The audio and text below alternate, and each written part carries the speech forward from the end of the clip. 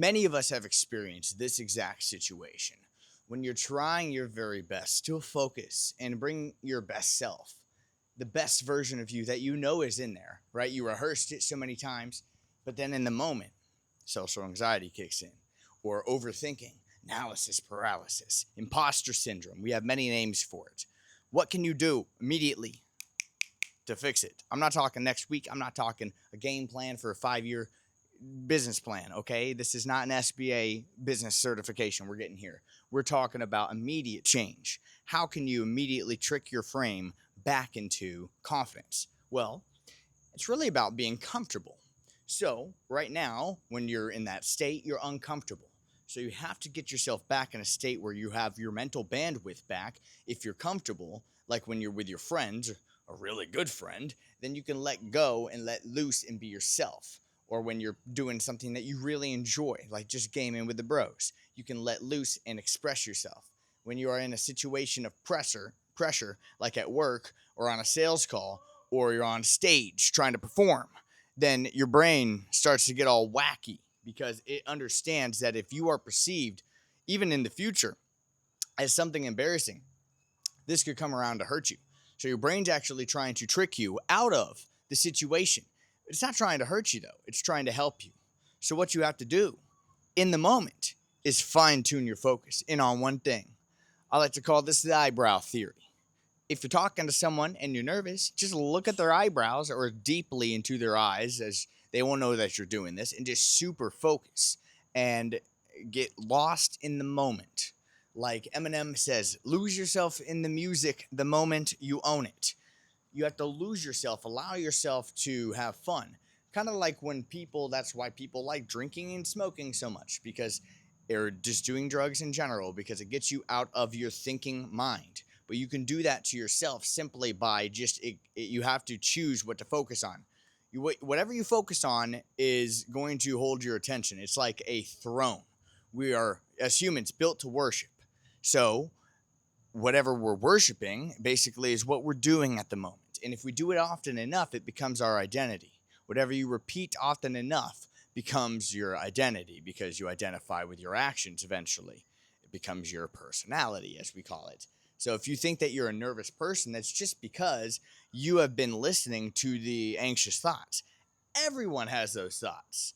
Everyone has those thoughts. But you notice that most individuals that actually see the change, you can look back and see that there was a point in time where they said no more. And they chose to feed the white wolf over the black wolf, the positive over the negative.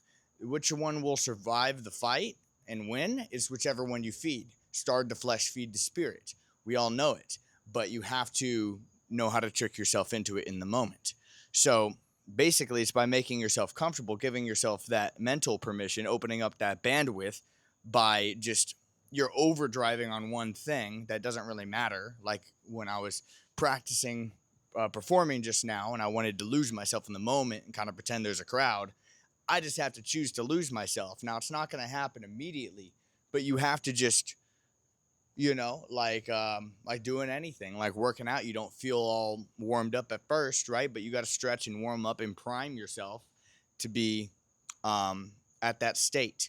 Now, I don't want you to think that you have to do like these weird warm up exercises before you go out and be confident or anything like that. But what I am saying is that when you find yourself in a situation that is overtly negative and you are not in the right mind frame to be in, you can do these mental tricks to bring yourself back. But it's not something that you want to overly rely on. It's just something that's in the moment that can catch you and help you out. Just like you don't want to overly rely on like really anything. What you want to rely on is your feeling and your permission, because if you validate it and it comes from you, then it will be authentic. If it doesn't, then basically it's going to come off like a second tier version of someone else. So you only have so much cognitive attention at once. Anxiety steals it by forcing internal simulations. So like at work, I can relate to this as a man. When I'm at work and I'm trying to think about, I need to do this for my music. I need to write on this chapter, on this book. I need to eat this for dinner. Let's think simple stuff. I need to take, let's say you're in a relationship. I need to take Katie out on date night. You know what I'm saying? So you need to know how to manage your mental bandwidth, and already if with that stuff it's going to be hard enough to manage, right? On top of that, you have this social anxiety, so you have to learn to get on your own side, and because no one else is going to come in and be like, hey, besides people on YouTube like me or Owen Cook, or it's just, and even us, we're not gonna be there with you to do it. Even if we were best friends, it's not like my best friend can wake me up out of bed and make me do it. He has to do it as well. And you know, a lot of us live lives of quiet desperation, as Tai Lopez likes to say. I believe that's somebody else's quote, but we live lives of quiet desperation. We want more, but we don't voice it. What you need to do is voice it to yourself. Stop being okay with it. You're only okay with it because the people around you are okay with it. So it's normal. But when you start realizing that other people are living the life that you want to live, maybe not exactly, because we all have our exact, fine, detailed version of that. But what you should be doing is looking for people to inspire you that's doing a heck of a lot better than you in, I wouldn't even say the mainstream feeds, because a lot of the mainstream feeds, like, and again, I don't really know, but like these streamers, like if you're trying to be a streamer, like I Show Speed or Aiden Ross, or these people are lying to you, dude. Like they got fake rooms. It's not even a real thing. Like listen to people that are giving it to you straight. Like that's why I've always liked Gary Vee and Tai Lopez, and that's why I liked Julian himself on YouTube and Owen Cook, who mentored Julian and worked with him, for a long time. And so, or Robert Kiyosaki, you know what I mean? Like the OGs in these fields. You want to trust people that are going to give you relevant information that you can actually apply, not just stupid people that are just, I don't even know what those famous people are doing sometimes. To the eyebrow theory, focusing on one singular thing. It forces microscopic attention. It removes vague thinking. So Napoleon Hill is big on definiteness of purpose, your chief aim. You must know exactly what it is. It can't be 4 or 5 things scattered at once. It must be one thing, because you cannot climb 10 hills at once. No one's ever climbed one mountain by looking at 10 hills. That's Napoleon Hill. Now, the Hill Master. The brain can't obsess about judgment if it's noticing something small, like every single word that you're saying and how you're saying it, and the next idea and the excitement of what that next idea brings. And kind of just trusting your genius while also staying focused on the task at hand. It's a mixture of the two, because if you can trust your genius, then you can find stuff that was new. And then if you trust people that know what they're talking about, people that have shown progress and results, then you can trust that the actions that you're taking are moving you closer much faster than if you were doing it yourself. Like when you open up your perception, when you stop being so anxious in the moment and you can open up by focusing in and allowing the fun to come back in, because it's more than just focusing on their eyebrow. But then after that, it's like allowing yourself to relax and be comfortable again and flow in the moment.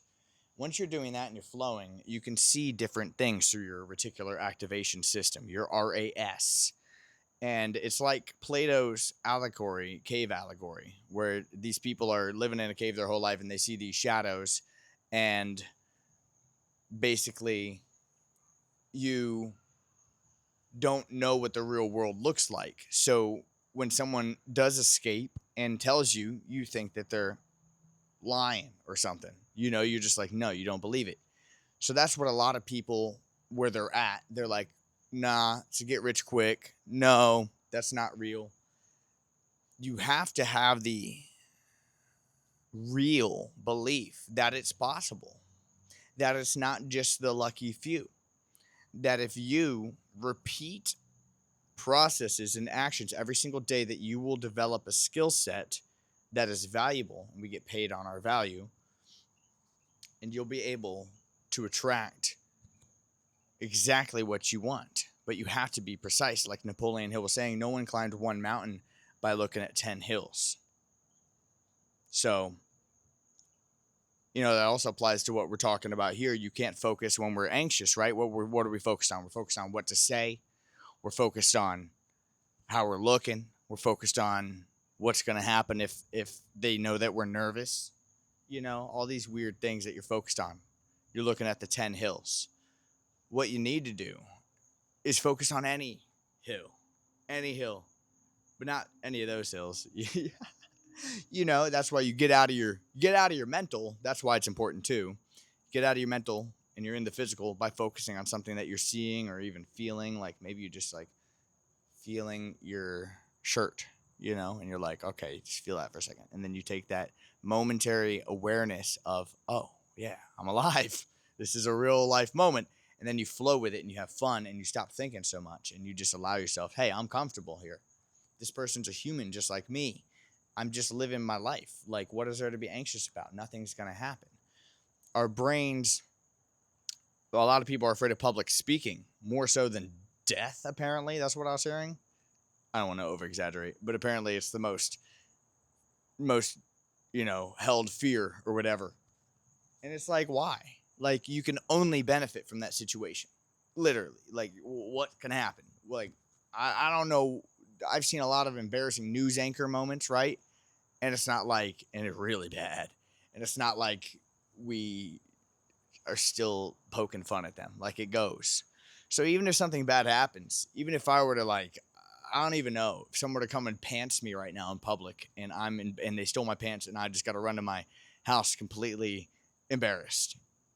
Like, life will get on. You know what I'm saying? Like, it doesn't matter what situation happens. Even if something horrible happens, like someone came up and robbed me right now and took my camera equipment and all that stuff, who cares? A lot of times you have to realize, well, one, this is an unfair world. But if things are happening to you when you're starting to do positive things, it's just because the enemy of this plane, the devil, is messing with you, dude. Read Job if you don't know what I'm talking about. So he messes with me quite often. But it's like God's soldiers may fall 7 times, but they get up 8. And the reason why is because we got free will, baby. God made us in his image. So use that to your advantage and focus, laser focus in.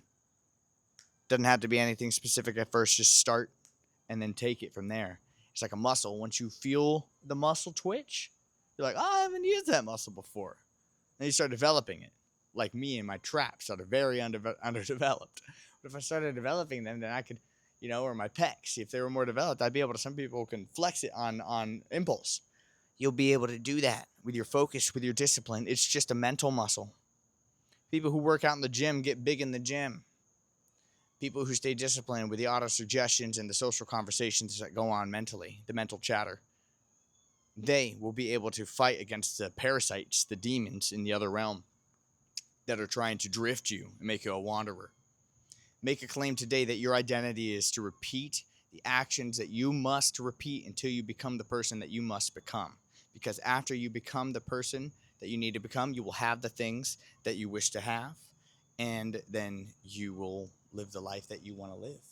And that's important, not for vanity, but so that you can help other people do it, because expression is real. Expression is us being human, and we should be able to have fun and play like kids. But more importantly, give yourself the permission to do that now, because even when you get the money, I wouldn't know, because I've never been wealthy like that yet, soon to be. But a lot of people tell me it doesn't fix the problem of happiness or fulfillment. So be fulfilled now. Go out and do stuff that's free. What I'm doing right now is free. You don't need to be a millionaire to be happy. But there's no reason why you shouldn't strive to be better than these box cubicles that we're all in. Subscribe if you like it. Comment what you want me to talk about next. Like the video. Help me on the algorithm, boys and girls. And I'll be performing in 2 days in a church in Largo. So I'll be posting some content from that soon. Stay tuned for that. Singles releasing every Friday, starting soon. Like next month soon. So stay tuned. Peace.